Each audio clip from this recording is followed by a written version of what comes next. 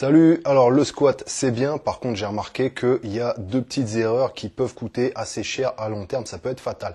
En fait c'est des trucs que j'ai vu plusieurs personnes faire des fois dans des entraînements ou quoi, c'est inconscient et en fait la première erreur c'est en général quand on arrondit le dos à la fin de la descente.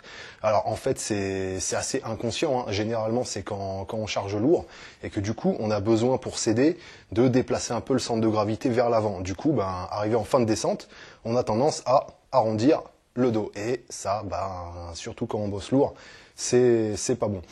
Donc là, sur la vidéo, je le fais en exagérant exprès pour vous montrer un peu le truc. Par contre, quand on le fait, hein, si c'est lourd, le simple fait des fois, en fin de mouvement, d'arrondir un petit peu le dos, même de quelques degrés, ça, dans 10 ans, après, c'est des hernies, c'est plein de problèmes.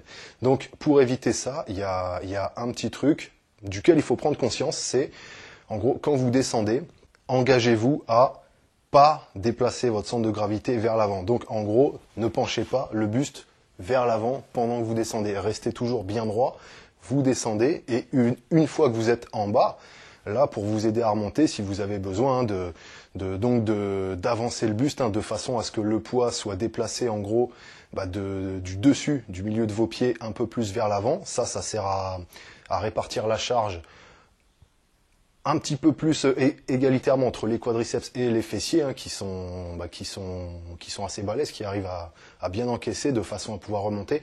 Là, faites-le. Mais d'abord, descendez à fond en gardant le dos droit. Et là, une fois là, si vous avancez le buste en avant, là, vous n'allez pas arrondir le dos. Parce que c'est l'articulation du genou qui va s'ouvrir. C'est cet angle-là qui va favoriser le déplacement. Et vous allez pouvoir remonter sans arrondir le dos. Alors que si vous commencez d'abord par avancer le buste, arrivé une fois en bas, en général, on a le réflexe naturellement pour se restabiliser, bien finaliser le mouvement, plutôt que de relever un petit peu la barre, ce qui est un petit peu la misère vu qu'on est déjà en bas, on casse le dos. Alors que ce serait même encore mieux de rester un petit peu en déséquilibre et de repartir comme ça direct plutôt que de se flinguer les disques. Voilà, donc ça, c'est l'erreur la plus courante. Il y en a une deuxième qui est absolument abusive et bon, je pense pas que vous la fassiez, mais bon, je l'ai déjà vu, donc j'en parle quand même. C'est quand on squatte, de mettre les pieds parallèles. Alors ça, j'ai déjà vu des mecs qui disaient ça, voilà, le squat, on se met pieds parallèles et tout.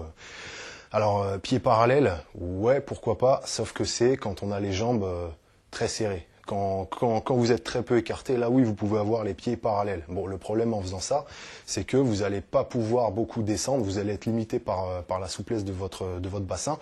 Et en général, c'est du demi-squat. C'est une variation, c'est une façon de bosser, c'est cool de la faire.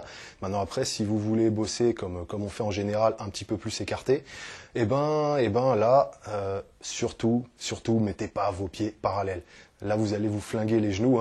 C'est bon, surtout que quand on squatte, ça fait aussi partie des choses sur lesquelles il faut vous concentrer, de bien forcer en gardant les genoux droits, de pas partir en faisant des rotations de genoux, des trucs un peu bizarres.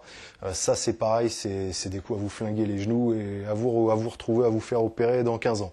Donc, en gros, ce qu'il faut se rappeler, quand vous écartez les jambes, les pieds sont en alignement avec vos genoux. Plus vous allez écarter, plus vos genoux vont être orientés vers l'extérieur. C'est normal. Quand on fait du sumo squat, même, on a les genoux à 45 degrés, même plus. Et là, c'est normal que les pieds suivent. Si vous mettez les pieds parallèles dans cette position, là, vous allez vous ruiner. Voilà. Donc, c'était juste ça. Deux petites erreurs. C'est des trucs dont il faut avoir conscience, qu'il faut vous programmer quand vous vous entraînez. Et de façon à ce que vous ayez le geste parfait qui va faire que vous allez pouvoir soulever lourd. Et surtout, pas vous blesser. C'est important pour le long terme. C'est dommage de devoir s'arrêter de s'entraîner dans 20 ans et d'être cloué au pieu. Voilà. Squattez bien et à plus.